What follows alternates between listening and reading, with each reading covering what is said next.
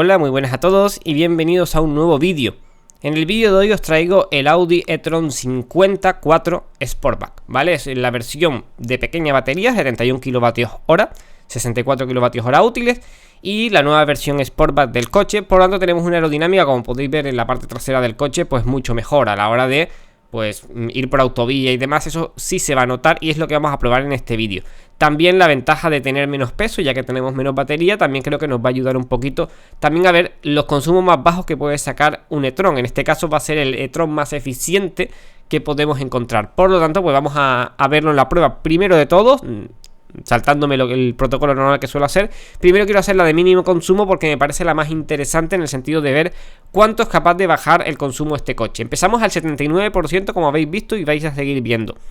El tema de recuperación de energía siempre la pongo en manual, hay gente que la usa con automática, pero te frena a veces con el coche de adelante y no queremos en esta prueba nada de frenada regenerativa, ya que queremos ir a vela y ver cuánto es lo mínimo que puede consumir el coche a 60, 70, 80 km por hora. Viendo las condiciones del tráfico ya veremos cómo se nos da, pero la idea es siempre el consumo mínimo que puede sacar el coche. Ya decimos, esto simplemente para algún apuro, para querer llegar a lo que sea, y también ver la autonomía teórica máxima del coche, cuál sería. En este caso, como siempre, vamos a ir a vecindario vuelta, ida y vuelta del tirón, sin ninguna parada, que también eso es lo más eficiente posible, ya que el parar el coche, moverlo a baja velocidad, también eso influye. Sí que es cierto, como habéis visto también muchas veces en esta prueba, al salir de la zona del obelisco hacia la parte de ciudad hacia vecindario, y luego a la vuelta ese tramo de ciudad también nos sube bastante la media con algunos coches, sobre todo con estos coches que son más pesados. Por lo tanto, esa parte sí le va a subir un poquito la media. Pero bueno, en cualquier caso, como siempre digo, esta es la prueba de mínimo consumo y así podemos ver la autonomía máxima que puede sacar este coche. Recordemos que el anterior Audi e-tron que probamos era el 55 y la versión tradicional teníamos más batería, teníamos los 95 kWh útiles, y en este simplemente tenemos 71 kWh, de ellos 64 útiles. Por lo tanto teníamos, como decía, 95 kWh, de ellos útiles creo que eran 85, 80, también para que lo pongáis en contraprestación. En cualquier caso, pues teníamos allí un consumo de 17,1 kWh a los 171 vatios hora por kilómetro.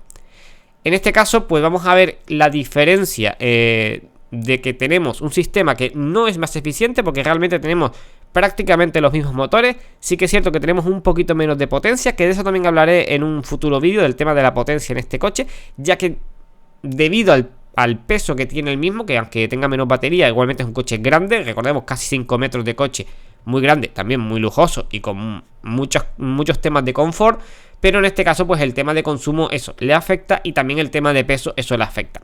Por lo tanto tenemos un sistema pues que no es el más eficiente, más en las anteriores pruebas. El e-tron anterior fue el e-tron que más consumió de todas las pruebas, tanto de mínimo consumo, máximo consumo, o sea, absolutamente en todas las pruebas fue el que más consumió y de largo. Y en este caso pues queremos ver cuánto se llega a normalizar cuando tenemos una batería más pequeña y también, como digo, un sistema que es más eficiente, sobre todo hablando de la parte del modelo Sportback, que tiene una aerodinámica mejor. Así que ese frontal tan grande a lo mejor pues tampoco nos afectará tanto como en la anterior ocasión.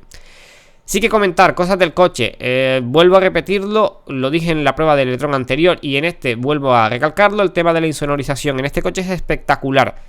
Probablemente uno de los mejores coches insonorizados que hay en el mercado, y eso se agradece. El tema de ir escuchando música, disfrutando de hacer esta prueba, pues es espectacular. Para mí es lo mejor que tiene el coche, el confort de rodadura. Es un coche realmente, aquí en Canarias yo creo que no se le saca el partido que debería. Incluso me parece por esa parte una apuesta interesante en la batería más pequeña, en el sentido de pues no necesitamos las autonomías grandes, ¿no? Pero en cualquiera de los casos sí que veo que es un coche que es para viajes largos, con su batería grande en península. Aquí en ciudad no tiene tanto sentido porque es un poco complicado. Sí que es cierto, y esto es algo interesante a comentar, que no sé por qué, o es algo psicológico, con este coche te respetan más por la calle, no te pitan y es algo que me ha llamado bastante la atención. La gente te mira, te levanta el pulgar de dentro del coche.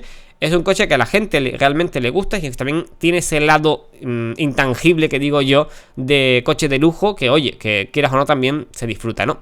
Pero bueno, independientemente de eso, estamos ya terminando de llegar en la prueba de mínimo consumo y vamos a ver para comparar, como decía, con el anterior consumo de 17,1 kWh a los 100 que sacó el anterior Audi e-tron. Recordemos lo que decía. Tenemos aquí una batería más pequeña, por lo tanto un poquito menos de peso por esa parte y también una aerodinámica mucho más refinada. Incluso se va a poder ver, eso os fijáis en las tomas iniciales del vídeo, incluso en las tomas finales que voy a poner. Tiene las entradas de aire que van a las ruedas, las laterales, los difusores que sirven para sacar el aire de delante del coche fuera, más grande, y eso le permite también mejorar el coeficiente aerodinámico respecto a la versión anterior.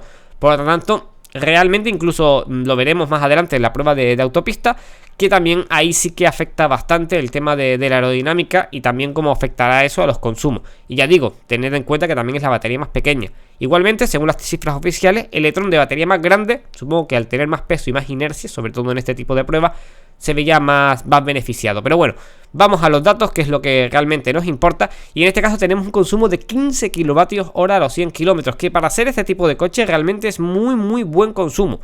O sea, sí que es cierto que sacamos un 50% o un poquito más respecto al resto de los coches que hemos probado en el canal, pero en este caso pues tenemos una media de 15 kWh a los 100 en mismas situaciones que el otro coche, así que hemos acortado 2 kWh a los 100 respecto a la versión e-tron 55 versión no Sportback. Así que para mí sí es un logro, pues con esta reducción de peso y sobre todo la mejora de aerodinámica, el bajar los consumos, porque yo creo que la versión Sportback de alta batería también logrará algo intermedio entre estas dos medidas. Y como podéis ver, hemos gastado ni siquiera un 20% de batería, así que ir a mitad de la isla y volver, ya vemos cómo estos coches van sobrados de autonomía. Igualmente en tema de carga ya lo veremos. Pero bueno, simplemente quería enseñaros eso, así que espero que os haya gustado, un saludo y hasta la próxima.